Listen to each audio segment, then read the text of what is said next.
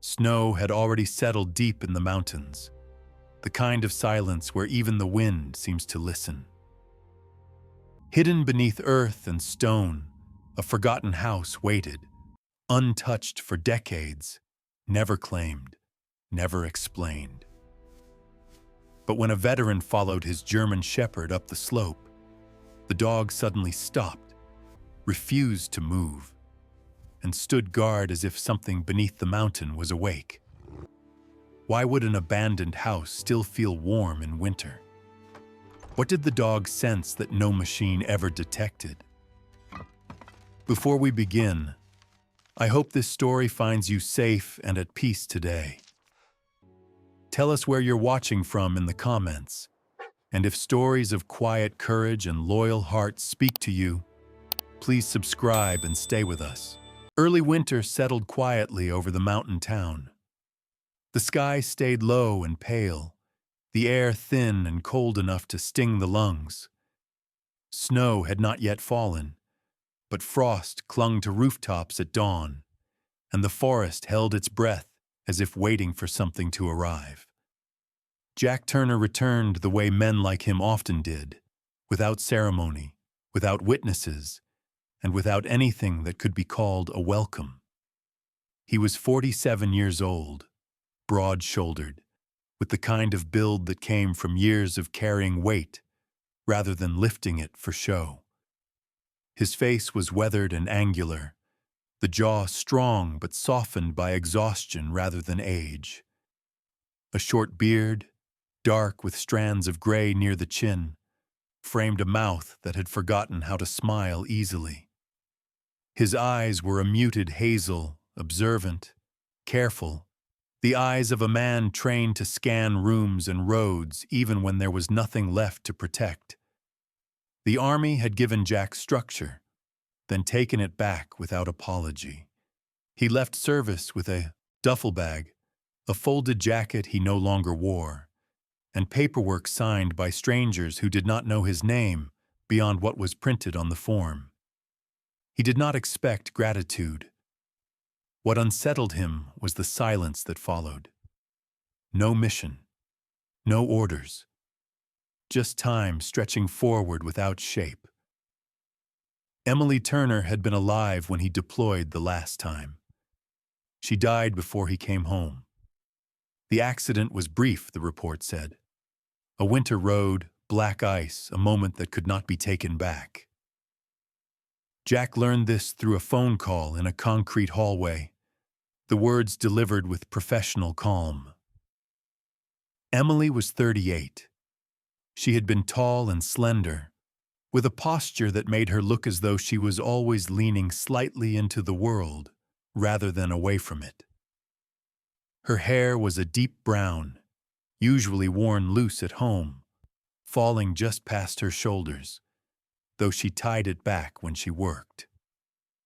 Her skin was fair and quick to freckle in the sun, a trait she complained about but secretly liked.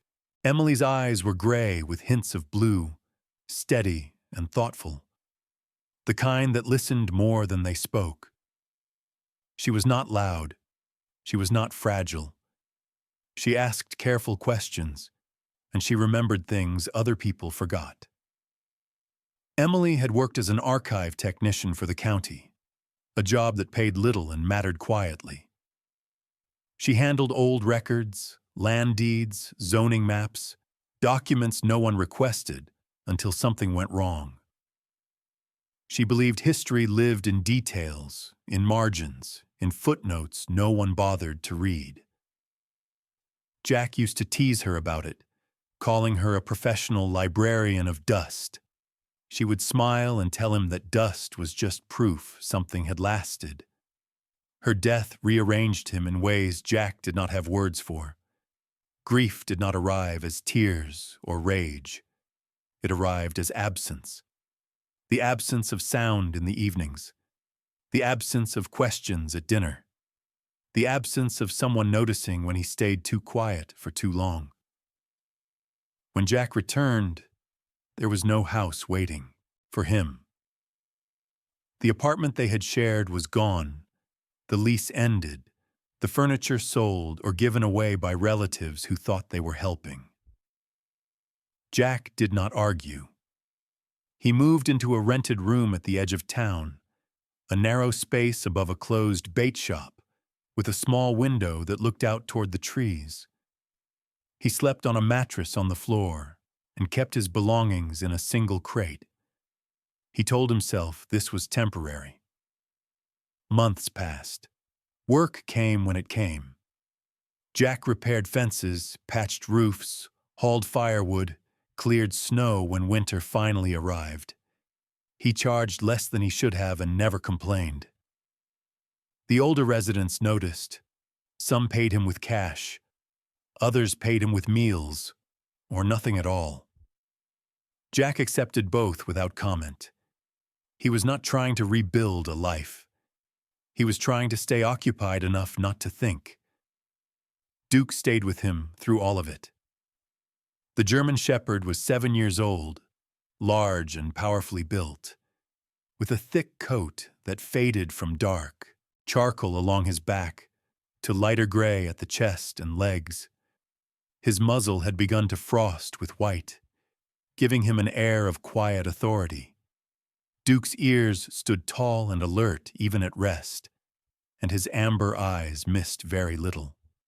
He moved with discipline, not the nervous energy of a young dog, but the steady awareness of one that had learned patterns and consequences. Jack and Duke had met overseas.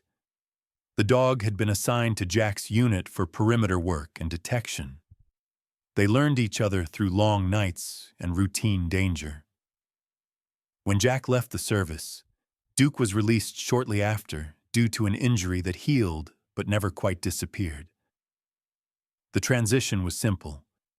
Duke followed Jack. There had never been a question. In town, people recognized Duke before they recognized Jack. Children kept their distance but watched with interest. Older men nodded in approval. Duke was calm, obedient, and deeply attentive to Jack's movements. He did not bark without reason. He did not beg.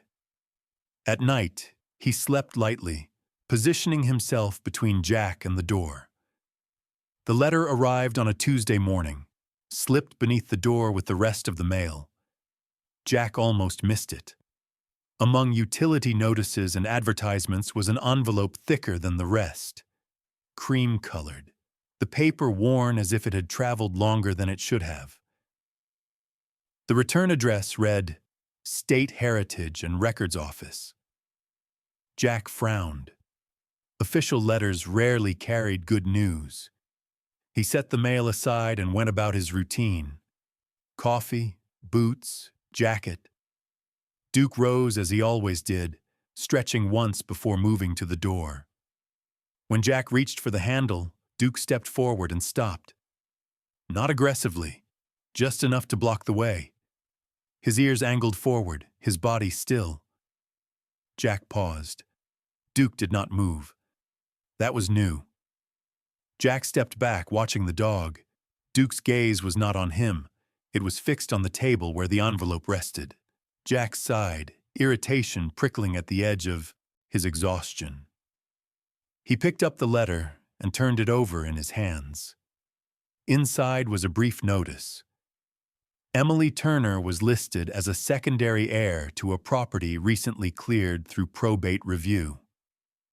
The property was described only as a wooden structure located in a mountainous forest zone, unoccupied for decades, classified under outdated non-residential records. No value was listed, no photograph included, only coordinates. Jack read it twice, then again. A house, not land alone, a house. Emily had never mentioned it. Jack felt annoyance rise first, then confusion. He folded the letter and set it down. Coincidence, he told himself. Some clerical error tied to a name. He turned back to the door. Duke remained in place. The dog lowered his head slightly and pressed his nose against the edge of the envelope, breathing in as if scent might explain what words did not. His body was tense, not fearful, but alert in a way Jack recognized from nights when danger had been close but unseen. Jack exhaled slowly. "Fine," he muttered. He tucked the letter into his jacket pocket and opened the door. Duke moved only after Jack stepped outside, falling into place at his side. The cold bit at Jack's hands as he locked up, but something else followed him into the morning. A thought he could not yet name. A sense that this was not paperwork to be ignored. As they walked toward the edge of town, frost crunching beneath their boots, Jack glanced once toward the distant line of mountains barely visible through the trees. He did not know why. Duke did. The dog had already turned his head in that direction, ears lifted, listening to something Jack could not hear. Jack Turner had come home with nothing but a body that still worked and a dog that refused to let him walk past certain questions. And for the first time since Emily's death, something had shifted. Not hope, not purpose.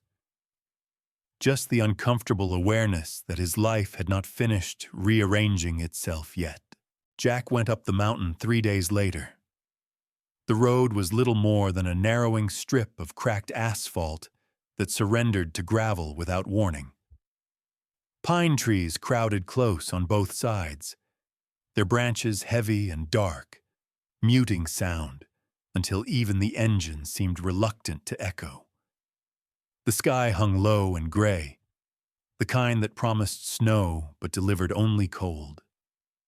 Duke sat upright in the passenger seat, his posture alert but controlled, eyes tracking the curves ahead as if he remembered this place before Jack ever saw it. The coordinates from the letter led them to a shallow turnout barely wide enough for the truck. From there, the house did not reveal itself immediately. Jack walked past it once without realizing. It was not raised or proud. It did not announce its presence. It folded into the slope, half swallowed by earth and stone, roof buried beneath soil and patches of moss darkened by moisture. Only when Duke stopped, turned, and sat did Jack see the structure for what it was. Up close, the house felt wrong in the best possible way. The stonework was old but precise, fitted carefully without gaps large enough for wind to slip through. Thick wooden beams framed the entrance, weathered and dark, their grain smoothed by decades of exposure rather than rot. Jack pressed his palm against the outer wall. It was cold, but solid, the kind of cold that held steady instead of biting back. Inside, the air changed. Not warm exactly, but even. Jack noticed it immediately. His breath did not fog. The smell was earth and aged wood, clean and dry. No mold, no collapse. The floor beneath his boots was stone, worn smooth by time. Narrow windows set deep into the walls admitted just enough light to outline the interior without inviting the cold. Duke moved slowly, deliberately. He circled once, nose low, tail still. When he reached a narrow passage sloping downward, his body stiffened. He did not growl. He did not advance. He simply stopped and looked back at Jack. Ears angled forward, eyes steady. Jack felt a familiar tightening in his chest, the instinct that had kept him alive more than once. He nodded and stayed where he was. They did not stay long. Jack told himself he was only confirming the house existed. He locked the door behind them, unsure why the gesture felt necessary, and drove back down before dusk settled.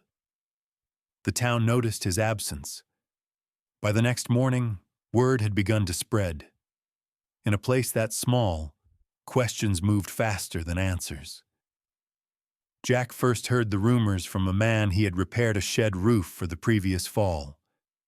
Tom Willis was in his late 50s, heavy-set, with a beard that had gone mostly gray and hands permanently stained with oil from decades of mechanical work. Tom avoided Jack's eyes when they passed on Main Street, muttering a distracted greeting before turning away. At the diner, the waitress hesitated before taking Jack's order. Her name was Linda Park, early 40s, short, dark hair pulled back, tight, movements efficient but guarded. She had always been friendly before, slipping Jack extra coffee on cold mornings. Now she asked him quietly if everything was all right. The way she asked told him she already believed something was not. "Someone said you're staying up on the ridge," she added, lowering her voice. Jack shook his head, "Just looking at an old place." Linda nodded, but her eyes flicked toward the counter where two men sat pretending not to listen. By the end of the week, the jobs stopped coming. A homeowner who had called Jack every winter to clear snow canceled without explanation. Another said he had already found someone else. One man told Jack plainly that he did not want trouble with the county or anyone else. Jack understood. Fear was easier to share than facts. The rumor hardened into something uglier. Jack was accused of squatting, of trying to claim land that did not belong to him. Someone suggested he planned to sell it. Another said the house was unsafe, cursed, or both. Jack did not correct them. He did not defend himself. He worked when he could and stayed quiet when he could not. Money ran thin. Jack skipped meals without thinking about it. He sold his spare tools first, then the jacket he no longer wore. At night, he lay awake listening to the wind move through the trees beyond his window. Duke sensed the change. The dog stayed closer, positioning himself between Jack and the door even during the day, his presence steady and reassuring. One afternoon, Jack was called into the office of the man who rented him the room above the bait shop. Harold Green was a thin man in his late 60s with wire-rimmed glasses and a permanent frown etched into his narrow face. He had owned the building for decades and spoke to everyone as if they were temporary inconveniences. "People are asking questions," Harold said, tapping his fingers against the desk. "About you. About that place up the mountain." Jack met his gaze calmly. "I'm not living there." Harold sniffed. "Doesn't matter. I don't want inspectors poking around, or lawyers, or trouble. You understand?" Jack did. He had learned early when arguments were useless. He packed his things that night. The temperature dropped sharply the following day. Snow fell without warning, heavy and wet, coating the road and swallowing sound. Jack took shelter in his truck at the edge of town, engine idling just long enough to keep the cold from settling too deep. Duke lay curled in the back, his body pressed against Jack's legs, radiating warmth. It was then that Jack noticed something else. Duke's attention was fixed not on town, but on the mountain. The dog rose, placed his paws on the back of the seat, and stared through the windshield as if watching for movement that had not yet arrived. The next morning, Jack drove back up. This time, he did not go alone. Near the lower bend in the road, a Forest Service truck was parked at an angle. A man stood beside it, clipboard tucked under one arm.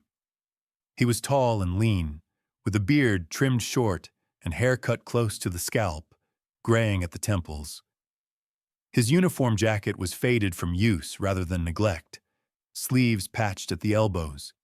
His name badge read Sam Harper. Sam was in his early 60s, a man shaped by years outdoors. His movements were unhurried, his eyes sharp. When Jack pulled over, Sam looked up, unsurprised. "You're the veteran," Sam said, voice calm, observant. "With the dog." Jack nodded. Duke stepped out of the truck and stood at Jack's side, posture neutral but alert. That house up there, Sam continued, hasn't seen anyone in a long time. Jack waited. Sam studied Duke for a moment. Good dog, he said quietly. Then he added, people are nervous. Nervous people imagine things. Jack glanced toward the ridge. It's stable, he said. More stable than it should be. Sam's mouth twitched, not quite a smile. Some things survive because they were built to, he said. Others, because nobody wanted them badly enough. The conversation ended there. Sam let Jack pass. By the time Jack reached the house, snow had begun to fall again. Inside, the air held steady. Jack sat on the stone floor, back against the wall, Duke settling beside him. He thought of Emily then, of the way she used to linger over old files, of the questions she never pushed too hard. He wondered what she had known. When they returned to town that evening, the looks followed them openly. Jack no longer pretended not to notice. Duke walked close, head high, ignoring the stares. Jack had lost his room, his work, and what little standing he had left. What remained was a house no one wanted, and a dog that refused to let him walk away from it. As snow thickened over the mountains, Jack realized something else. Poverty he understood. Suspicion he could endure. What unsettled him was the growing certainty that the house was not simply shelter, and that staying silent would not keep anyone safe. The first approach came quietly, the way serious pressure often does. Jack noticed the truck before the man. It was clean, newer than anything else that traveled those roads, painted a neutral gray that did not draw attention. It waited at the edge of the turnout below the ridge, engine off, as if it had been there long enough to learn patience. Duke noticed it too.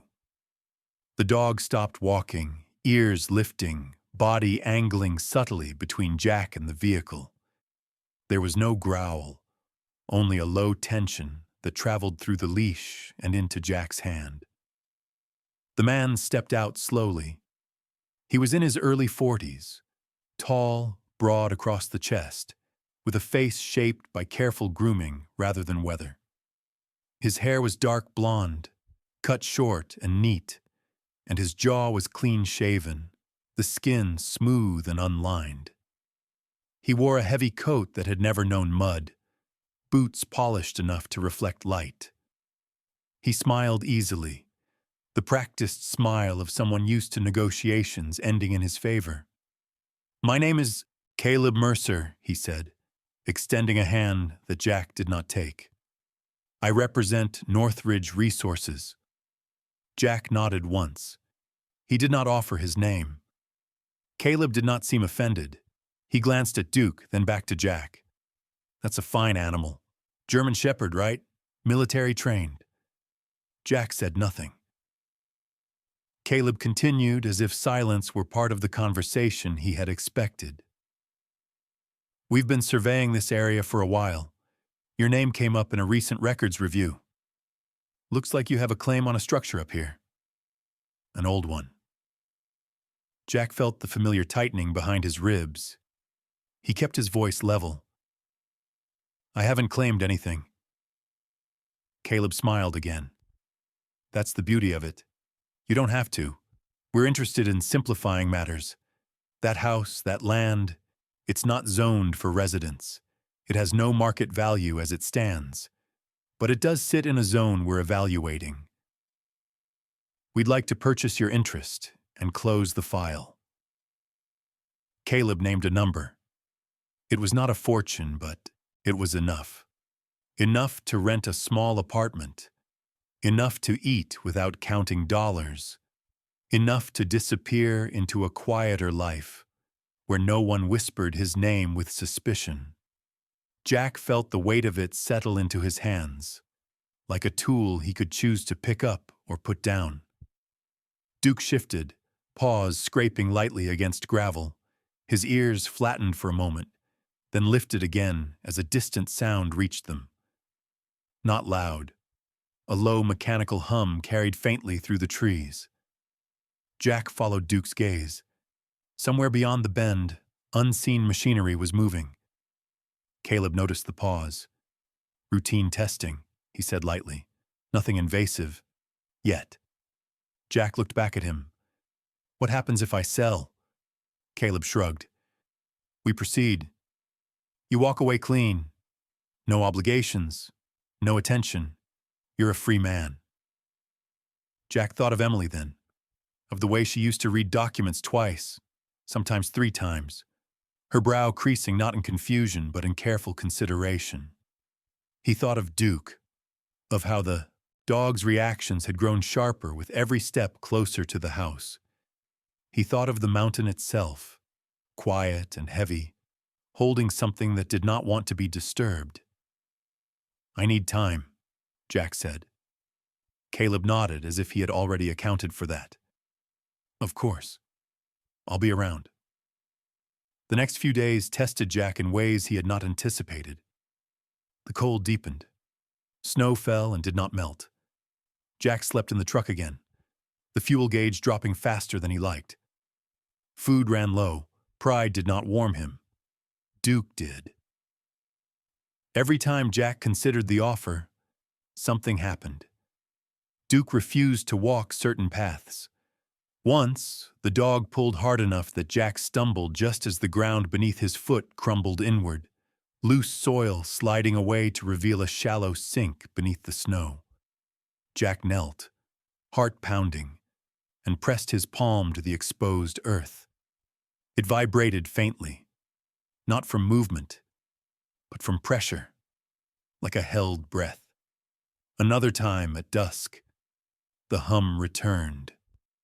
Closer now. Duke stiffened and let out a low sound from deep in his chest.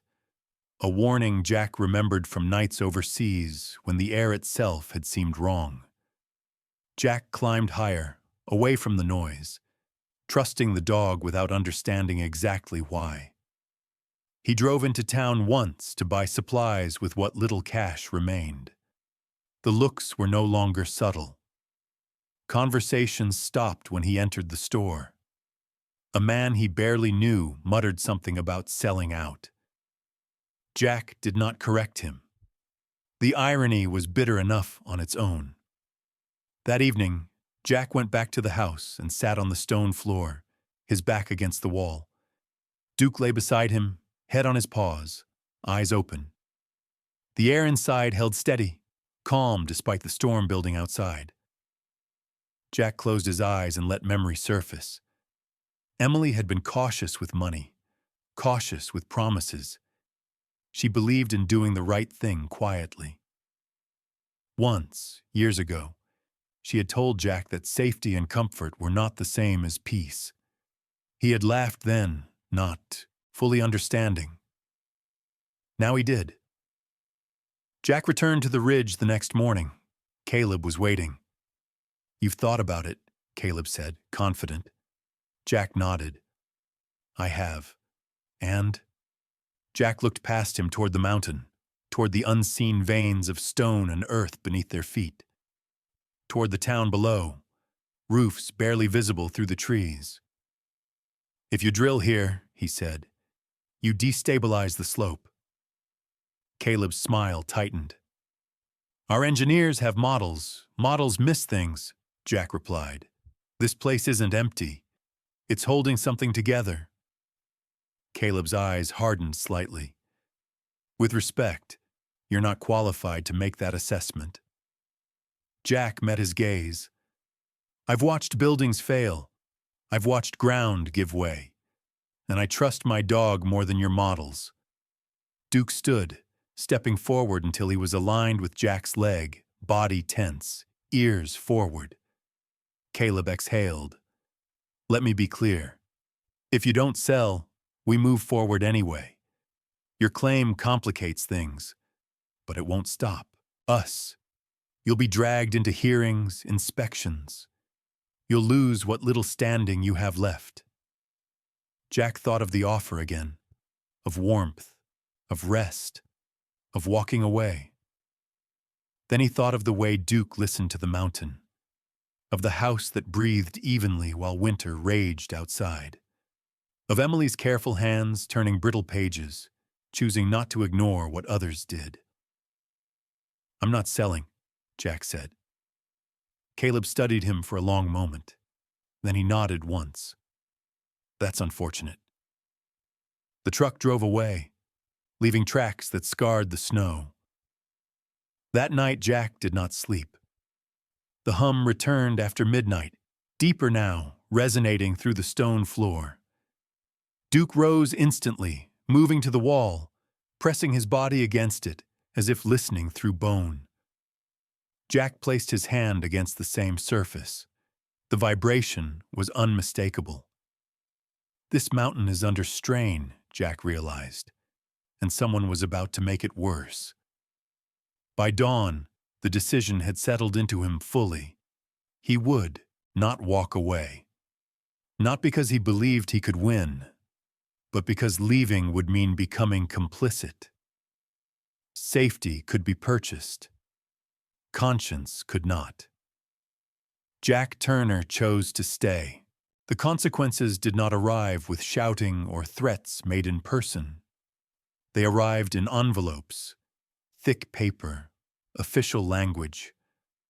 Notices slid beneath doors and taped to windshields, written in careful sentences that sounded reasonable until they were read twice.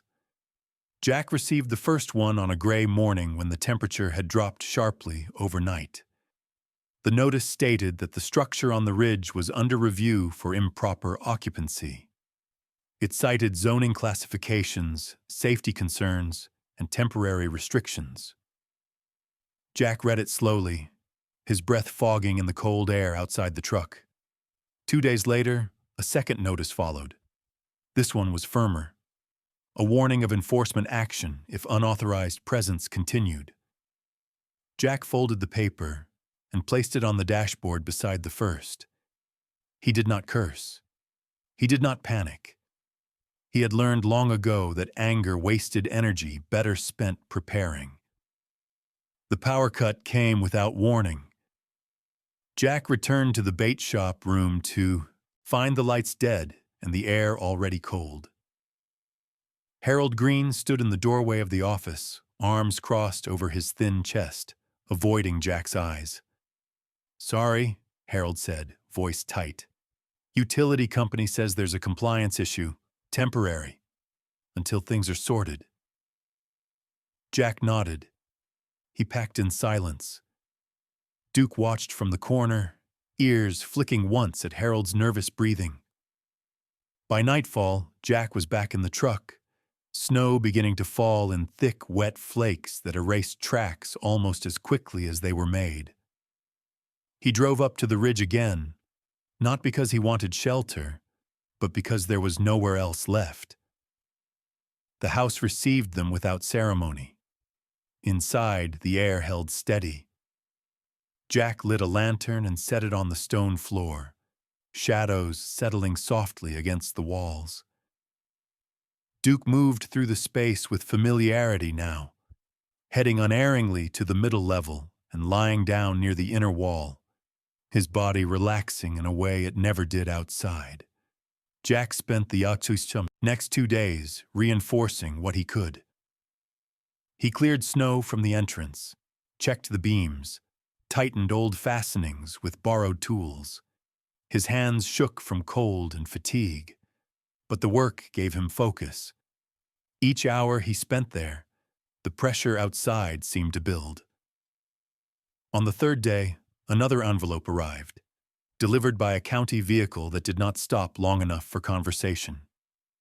This notice carried heavier language: non-compliance, potential legal action, fines, removal. Jack read it once, then folded it and placed it beside the others. He sat on the stone floor and stared at nothing for a long time. Emily would have known what to do, he thought, or at least where to start. The storm came that night. It announced itself first through silence. The wind died abruptly, leaving the forest unnaturally still. Snow began to fall harder. Thick flakes carried sideways when the gusts returned without warning. By midnight, the sound against the roof was constant. A low hiss, broken by heavier thuds as ice-laden branches dropped their burden. Jack went outside to secure the tarp he had rigged over a weak section near the entrance. The cold was sharper now, biting through layers. His breath came in short bursts. Duke followed him to the threshold, then stopped, a low sound forming in his chest. Jack glanced back and raised a hand, a gesture they both knew. Stay. The footing was worse than he realized. Ice hid beneath the snow, smooth and unforgiving. Jack took one careful step, then another. The third betrayed him. His foot slid out from under him, and he went down hard, the impact driving the breath from his lungs. Pain flared white-hot along his left leg, sharp enough to steal his voice. For a moment, he lay there, staring up at the falling snow. The storm swallowed sound. The lantern light behind him blurred. Cold seeped in immediately, relentless and patient. Jack tried to move. His leg refused. Panic followed close behind, but training kept it, contained. He rolled onto his side and attempted to crawl. His gloves slipped against the ice. The cold reached deeper, wrapping around his bones. His thoughts began to slow, to drift. Then Duke was there. The dog burst through the doorway with a force Jack had never seen him use indoors. Duke skidded to a stop beside him, teeth finding the collar of Jack's jacket. The dog pulled once, hard, dragging Jack inches at a time across the ice toward the entrance. Jack groaned, pain flaring again, but he did not resist. Duke did not hesitate. He pulled and pulled, adjusting his grip when fabric tore, using his weight and strength with methodical determination. Snow soaked into Jack's clothes, but the threshold drew closer. When Duke finally dragged him inside, the dog did not stop. He continued pulling until Jack was fully across the stone floor, away from the cold air spilling in through the door. Jack lay gasping, vision swimming. Duke stood over him, body rigid, then lowered, himself alongside Jack, pressing close, sharing warmth. The dog's breathing was steady, controlled. He stayed there unmoving until the shivering eased. Jack came back slowly, sensation returned in painful waves. He clenched his jaw to keep from crying out. Duke's head rested against his chest, ears still alert, listening beyond the walls. If Duke hadn't come, Jack realized, he would have frozen there. The thought settled heavily, undeniable. The night stretched on, the storm howled, but the house held. Inside, the temperature barely shifted. Jack drifted in and out of sleep, pain anchoring him to consciousness. At some point before dawn, the storm eased. The silence returned. When morning came, light filtered through the narrow windows, pale and cold. Jack woke stiff and sore, his leg swollen and angry with pain. He tested it carefully. Standing was possible. Walking would be slow. He sat up and looked around the space that had kept him alive. The thick walls, the stone, floor, the way the air moved gently, evenly, without drafts. He thought of the notices waiting outside, of Caleb's offer, of the town below, buried under the same storm. Without this place, he thought, people would die. The realization was not dramatic. It did not arrive with certainty or courage. It arrived as a simple truth that refused to be ignored. This house was not just shelter for him. It was a buffer, a stabilizer, a quiet defense against weather and worse. Jack stood slowly and made his way to the doorway. Outside, the landscape was transformed. Snow lay deep and unbroken. The road down the ridge was invisible. Somewhere below, he knew, roofs sagged under weight. Pipes froze. Power lines failed. Duke stood beside him, scanning the white expanse. His posture was calmer now, as if the immediate danger had passed. Jack closed the door and leaned his weight against it, breathing carefully. He felt older in that moment, not weaker, just aware of how thin the line had become. He had lost his room, his work, his standing. Now he had nearly lost his life. What remained was the house, the dog, and a responsibility he could no longer pretend was optional. Jack Turner understood loss. He had lived with it for years. But this was different. This loss had stripped away the last illusion that walking away was still possible. He would not leave. Not now. Not after this. The storm left behind more than snow. It left quiet. The kind of quiet that pressed inward, heavy and watchful, as if the mountain itself was waiting to see what Jack would do next. Jack spent the first morning after the fall moving slowly, favoring his injured leg, testing each step before committing his weight. Duke stayed close, never more than a few feet away. His pace adjusted to Jack's without command, his amber eyes flicking constantly between Jack and the walls, as if measuring both. Pain sharpened Jack's awareness.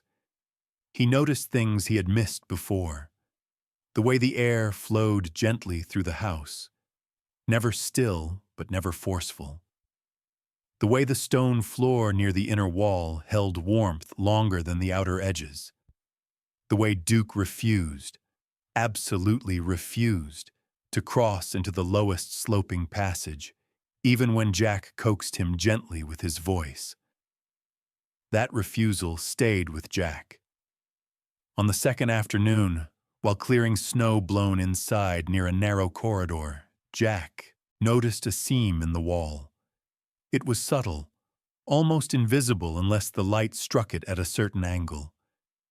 The packed earth there was smoother, the texture more deliberate, as if shaped by hands that had known exactly where to stop. Jack ran his fingers along it. The surface did not crumble. It resisted. Duke stopped behind him. The dog's posture changed. His ears lifted. His body went still, not alarmed, focused. Jack fetched a pry bar from his pack and worked slowly, careful not to force anything. Whoever had sealed this section had not rushed. The layer of earth came away in pieces, revealing darkened wood beneath, reinforced, sealed with care rather than panic. When the panel finally loosened, it did not fall. It opened.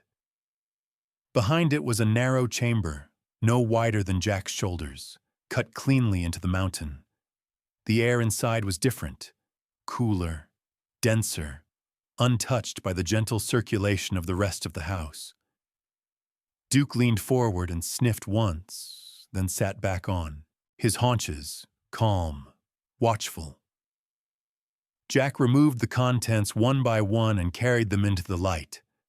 Blueprints came first, yellowed but intact, rolled carefully and bound with twine that had stiffened with age. Jack unrolled them across the stone floor. Cross-sections of the house revealed layered levels, airflow channels, angled corridors designed to move heat upward and cold air away. Thermal mass calculations were annotated in tight, disciplined handwriting. This was not a cabin. This was engineering. Beneath the blueprints lay a leather-bound journal. The cover was cracked, edges softened by time. Inside, the handwriting was precise, economical, the kind used by someone trained to think in systems rather than stories. Lieutenant Daniel Whitaker, U.S. Army Corps of Engineers. Jack recognized the format immediately. Dates, measurements, observations. The early entries were optimistic, technical. Descriptions of materials, soil density, load distribution. The mountain had been chosen deliberately, not for isolation alone, but for stress, cold, pressure. Long-term endurance testing without reliance on fuel or external power. As Jack turned the pages, the tone shifted. Subsurface instability noted. Minor collapse during test cycle. Adjustments made. Later entries grew darker. Emergency reinforcement. Personnel trapped. One extraction successful. One fatality. The project was halted shortly after. Deferred, the journal said. Jack knew that word. Deferred meant buried, forgotten on paper, left behind in practice. The final entry was brief. If this structure remains intact, it will be because the mountain allowed it. Jack closed the journal slowly. He sat there for a long time, the weight of it settling into him. This place had not survived by accident. It had survived because someone had listened to the land instead of forcing it. Something slipped free from beneath the journal as Jack moved it. An envelope, newer than the rest. The paper was aged, but not yellowed. Jack's chest tightened before he even saw the handwriting. Emily. Her writing was unmistakable. Slightly slanted, neat but warm, the letters formed with care rather than speed. The way she wrote lists, notes, reminders taped to the fridge. Jack's hands trembled as he opened it. Jack, if you are reading this, it means you stayed longer than I was able to. I did not know everything, but I knew enough to be afraid of leaving it alone.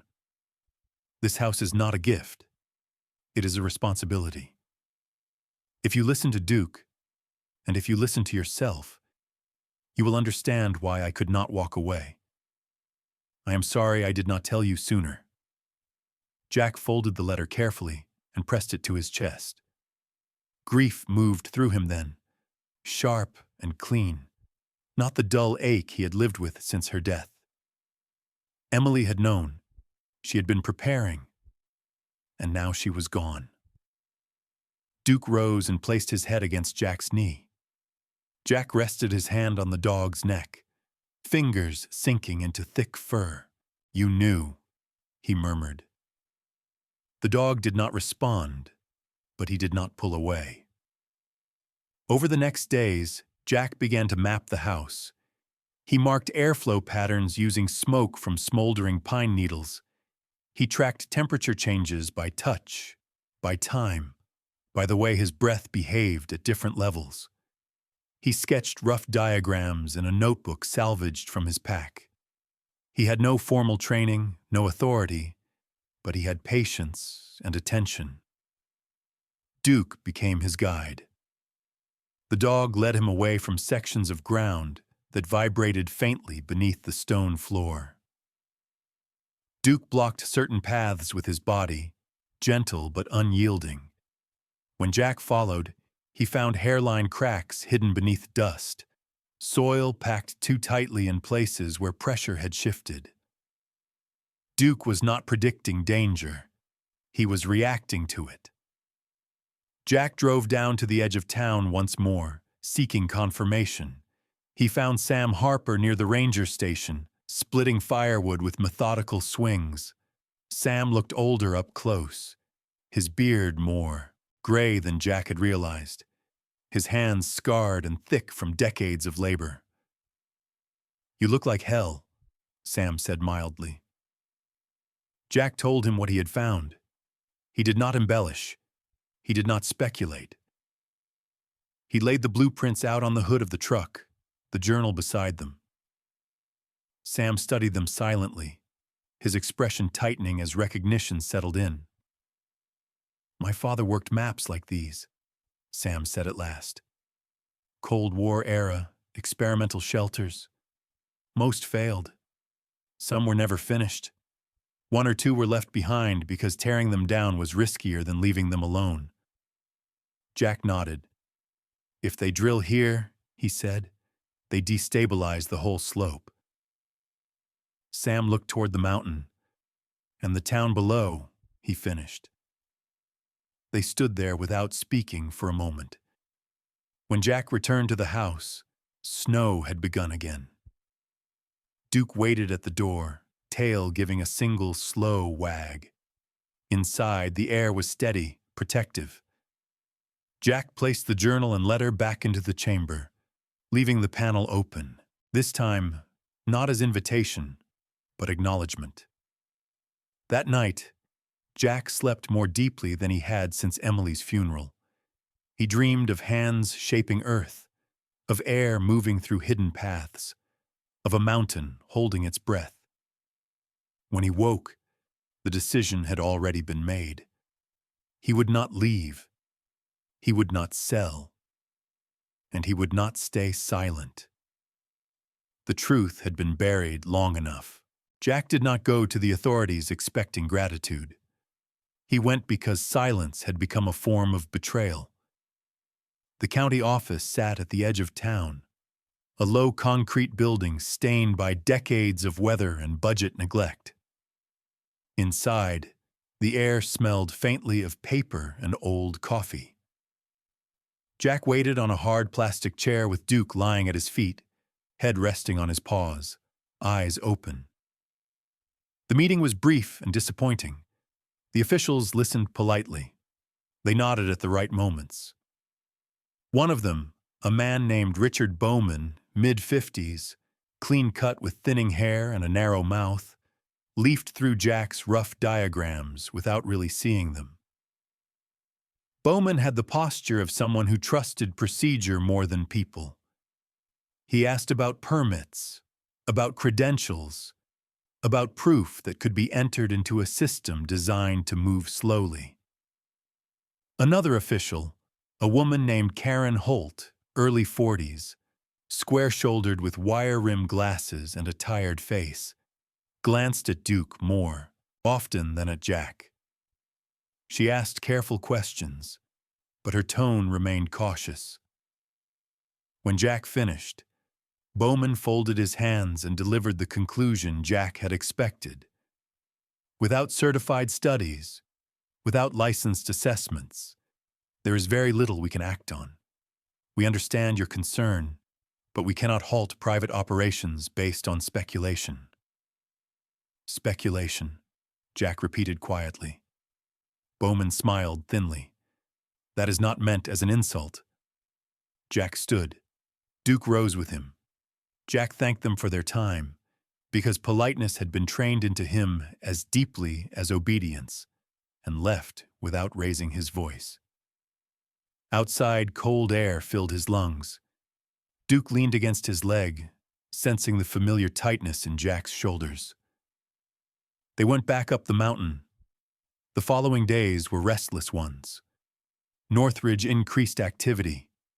More trucks, more equipment. Bright survey markers stabbed into the snow like warnings no one wanted to read. The low mechanical hum became a constant presence, a vibration that traveled through stone and bone alike. Duke reacted to all of it. He refused to cross certain clearings. He stopped Jack abruptly more than once, planting his weight and leaning back until Jack followed his line of sight. Once, Duke pawed at the ground near the lower ridge, circling tightly, his breathing quickening. Jack knelt and brushed away snow. The soil beneath was soft, almost pulsing. Jack marked the spot and moved away. Sam Harper visited twice, each time more uneasy than the last. He stood with his hands in his jacket pockets, shoulders hunched against the cold, eyes tracking the machinery below. They're pushing timelines, Sam said, trying to establish a baseline before anyone can stop them. Jack nodded. If they hit the wrong pocket, he said, the slope won't fail all at once. Sam looked at him. No, it will fail where people live. The warning came on a Sunday afternoon. Jack was in town. picking up supplies he could barely afford when Duke's behavior changed sharply. The dog stiffened, ears snapping forward, then surged toward the edge of a small playground behind the community hall. Children were there, bundled in coats, laughter bright against the cold. One little boy, no more than 6 or 7, had wandered closer to the tree line where the snow thinned. Duke broke free. Jack shouted his name, heart slamming into his ribs. Duke ran full speed, skidding to a stop beside the child. The boy froze, eyes wide, confusion flashing across his face as Duke grabbed the back of his jacket and pulled him hard, dragging him several feet away from the slope. Seconds later, the ground gave way. It was not a dramatic collapse. No explosion, no roar. Just a deep cracking sound, like ice breaking on a lake, followed by a sudden inward drop as earth folded into itself. Snow, dirt, and rock slid down into a widening depression where the child had been standing moments before. Screams followed. Adults ran. Someone fell. Jack reached Duke and the boy at the same time, grabbing the child and pulling him into his arms. The boy was shaking, but unharmed. Duke stood rigid, body between them and the collapse, a low sound rumbling in his chest, not aggression, but alarm. Sirens arrived quickly. Fire trucks, police. People gathered in stunned clusters, staring at the torn ground. The boy's mother collapsed to her knees, sobbing as she clutched her son. She looked at Jack and Duke with disbelief and gratitude tangled together. The town changed in that moment. Questions replaced whispers. Fear replaced denial. The collapse was small, but its timing was undeniable. Officials arrived. Engineers were called. The area was cordoned off. For the first time, Bowman and Karen Holt came up the mountain themselves. They stood near the house, boots crunching in the snow, eyes fixed on the markers Jack had placed days earlier. Karen knelt, pressing her gloved hand against the ground, her face tightening as she felt the faint vibration. "This should not be happening this close to town," she said. Jack said nothing. Duke sat beside him, watching every movement, tail still. Northridge's representatives arrived later, faces tight, confidence visibly shaken. Caleb Mercer avoided Jack's eyes. Lawyers spoke in careful phrases. Apologies were issued without admitting fault. Jack was pulled aside by a man in a heavy coat, who introduced himself as a risk assessor hired by the county. He was older, late 60s, with deep lines carved into his face and hands that shook slightly when he gestured. He spoke quietly, urgently. "You have grounds," the man said. "Negligence, endangerment. You could file suit. Significant damages." Jack listened. He understood what was being offered. Money, compensation, security. A way out that did not require him to keep standing in the path of something much larger than himself.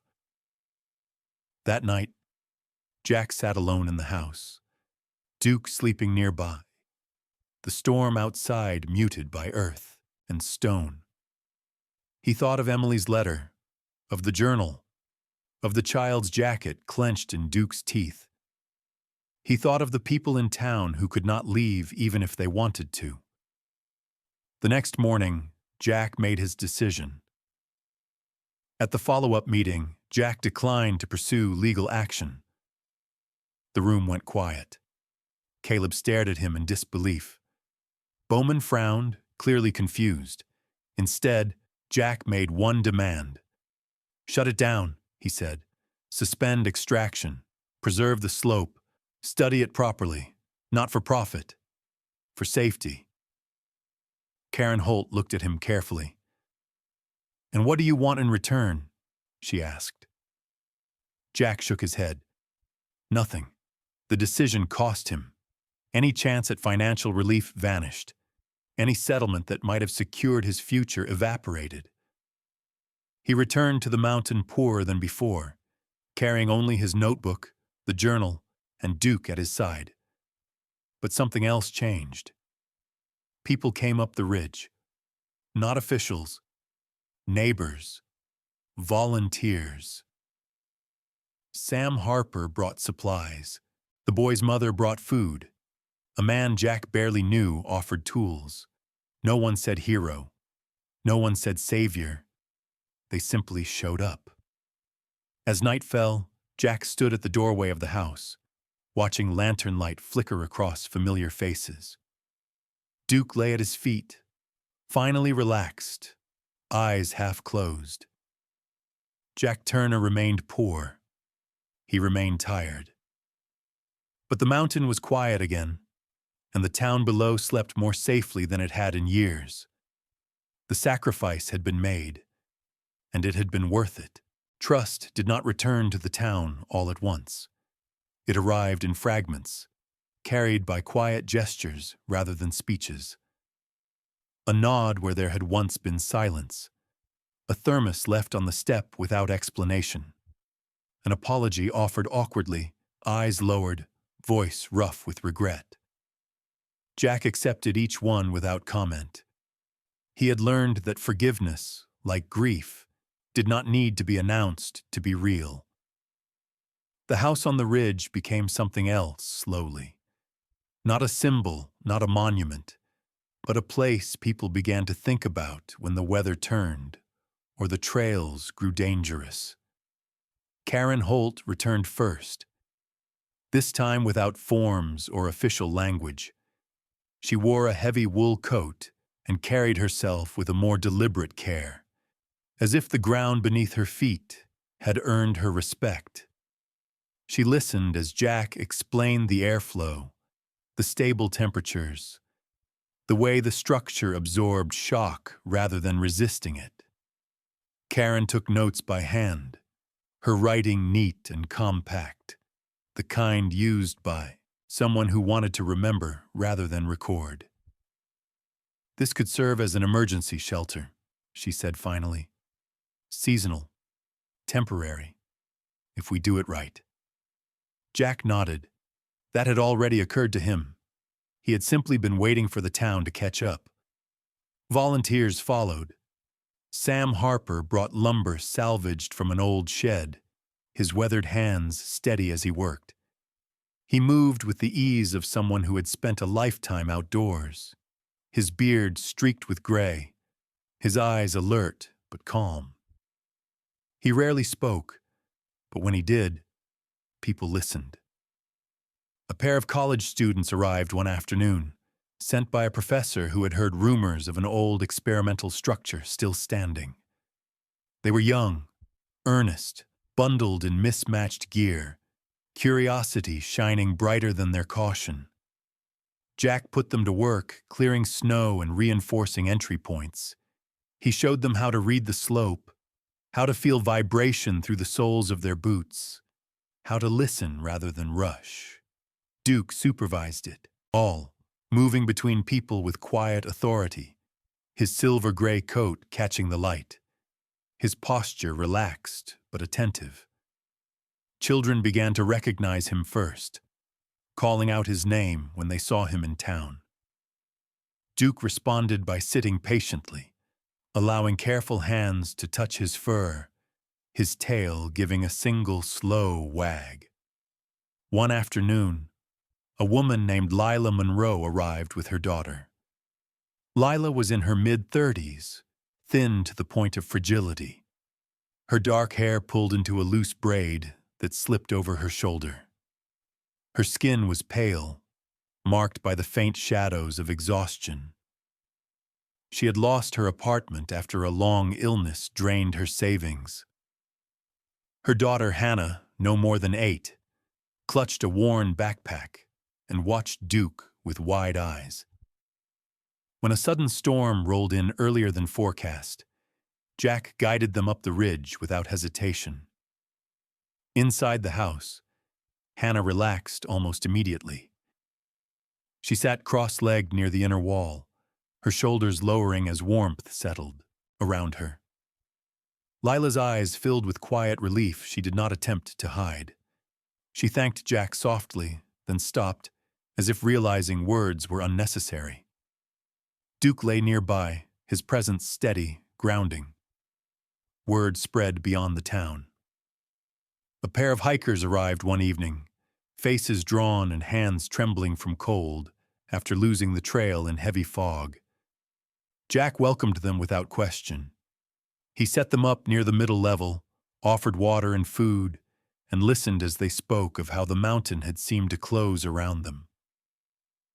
Duke sat close, head tilted slightly, as if committing their voices to memory. The house became a station, not manned but held. A place where people passed through and left something behind without realizing it. Gratitude, supplies, trust. Jack still worked when he could. He fixed fences, hauled wood, patched roofs damaged by winter storms. He was paid in cash sometimes, in meals other times. The work kept his body strong and his mind anchored. The difference now was that when he returned to town, he was no longer invisible. People met his eyes.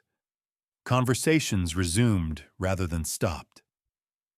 One evening, as snow fell gently against the windows, Jack sat with Karen and Sam reviewing plans by lantern light.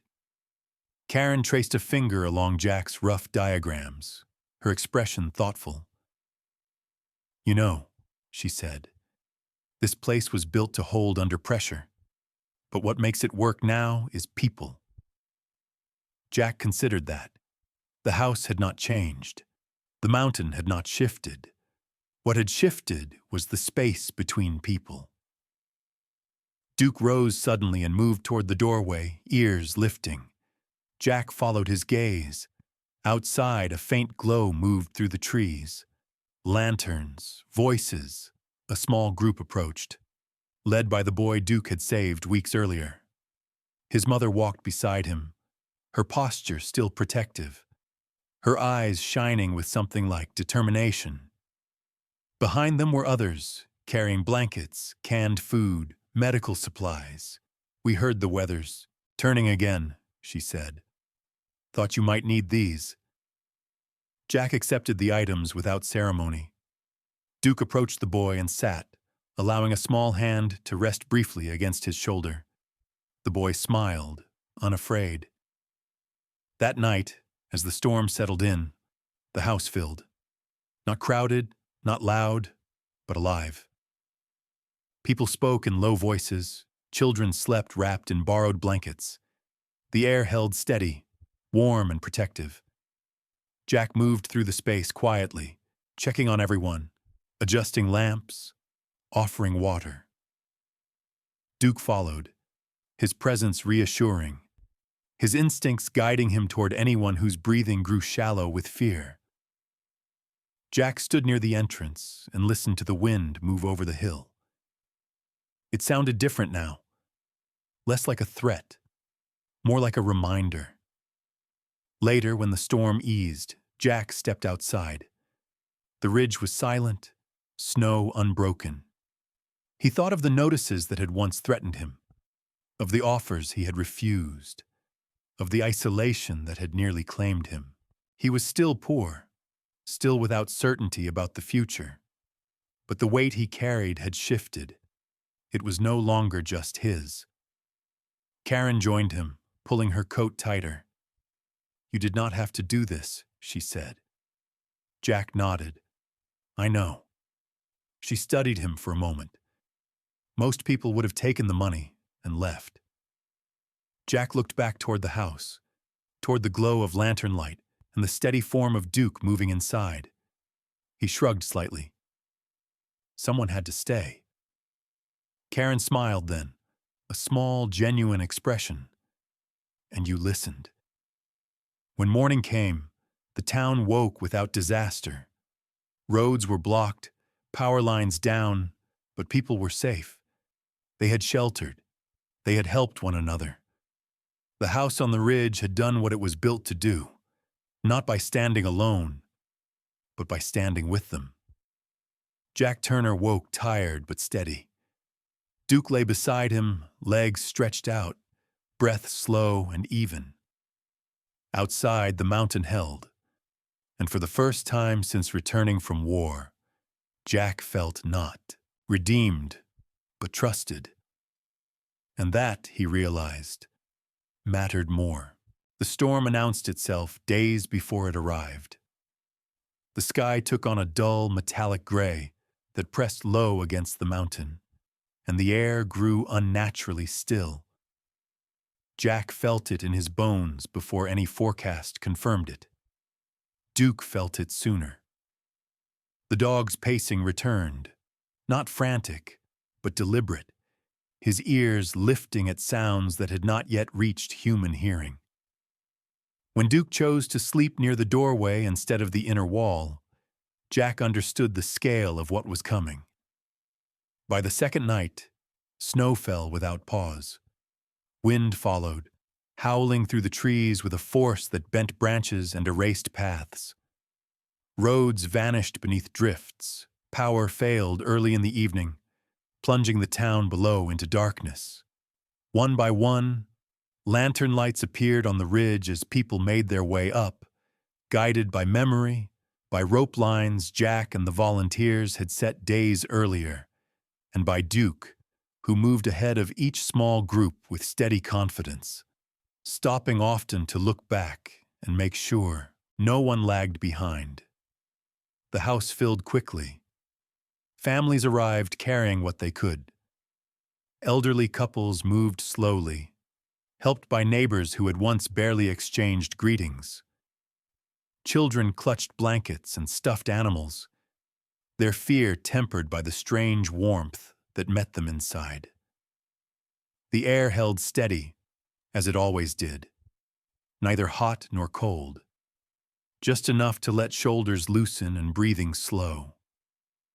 Jack moved among them quietly, directing people to the middle level, distributing food, checking faces for signs of shock or cold. Karen Holt arrived soaked with snow, her coat rimmed with ice, her hair pulled back tightly as if she had tied it in haste. She carried a radio that crackled uselessly in her hand. "This is worse than projected," she said, her voice steady but tight. "Roads are completely impassable. Emergency crews are grounded." Jack nodded. "Then this is where we stay." They stayed. Hours passed, then the night deepened. Wind battered the hillside, but the house absorbed it, the layered walls muting the violence outside. People cooked together on small stoves, sharing food without tallying who had brought what.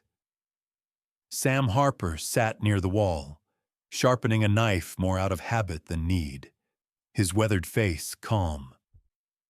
Lila Monroe wrapped her arms around Hannah as the child slept against her shoulder, safe enough now to dream. Duke lay at the center of it all. Children gathered around him instinctively, hands brushing through his thick silver-gray fur. He accepted the attention with patience, eyes half closed, body relaxed but alert. When a sudden gust rattled the outer door, Duke lifted his head, then settled again when nothing followed. The children laughed softly, the sound light against the storm. At the height of the night, when the wind screamed loud enough to drown thought, the house shifted slightly, not in danger, just enough to remind Jack of the pressure it carried. He pressed his palm against the inner wall, feeling the familiar, steady warmth beneath the stone. The system held. The mountain held. No one died that night. Morning came slowly. The storm did not end abruptly. It softened, then receded, leaving the world buried beneath white. When daylight filtered through the narrow windows, it revealed tired faces, red eyes, and something else beneath the exhaustion.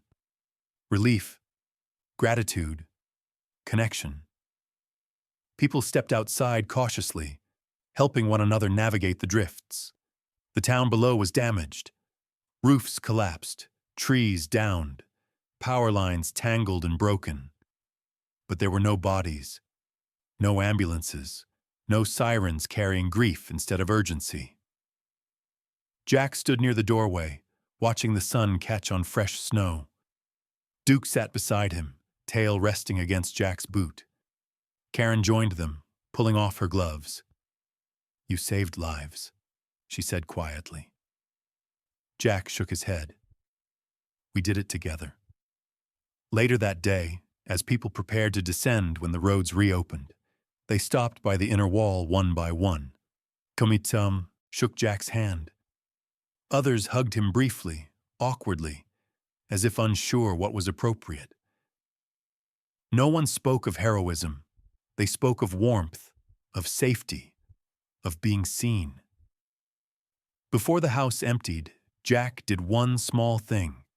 He took Emily's letter from his pack and pinned it carefully to the wall near the center of the house, protected by a simple frame Sam had made from scrap wood. He did not read it aloud. He did not explain it. He only placed it where the light touched it gently. When Hannah asked whose letter it was, Jack knelt beside her. "Someone who loved this place," he said, "and believed in people." Hannah nodded as if that was explanation enough. Weeks passed. Winter settled fully into the mountains. The house became known, not formally, not with signage or ceremony, but in the way people spoke of it. The Ridge Shelter, the warm place, Duke's house. Volunteers rotated through, keeping supplies stocked, paths marked. Jack remained, still taking odd jobs, still counting dollars, still mending what broke. He did not become wealthy. He did not leave the mountain. But when storms came, lights appeared again on the ridge, and when they did, people knew where to go.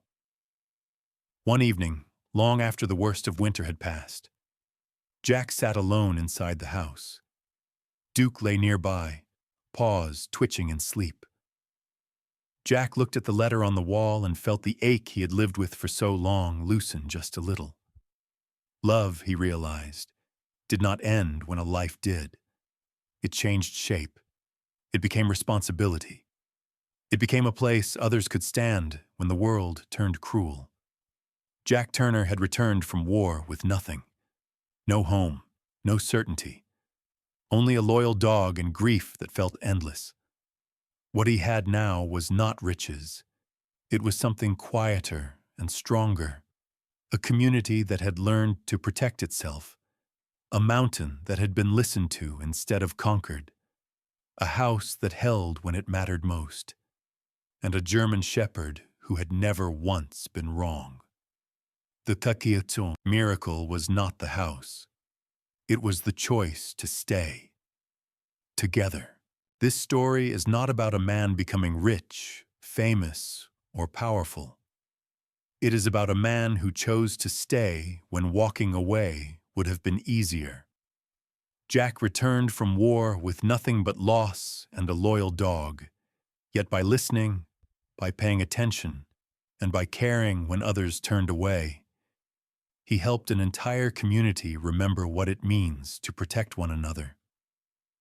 The mountain did not need to be conquered. It needed to be respected. The house did not save lives on its own. People did, by choosing cooperation over fear and responsibility over comfort. Sometimes we wait for miracles to arrive loudly, like sudden wealth or instant rescue. But often, the real miracle is quieter. It is a person who refuses to abandon others. A warning that comes just in time. A hand that reaches out when the ground is about to give way. Perhaps God does not always remove the storm from our lives, but He places us exactly where we are needed to endure it together. If this story touched your heart, take a moment to reflect on who might be standing quietly beside you right now, Share this story with someone who needs hope. Leave a comment and tell us what it reminded you of. Subscribe to the channel so we can continue sharing stories that heal and inspire. May God bless you, protect your steps, and strengthen your heart today.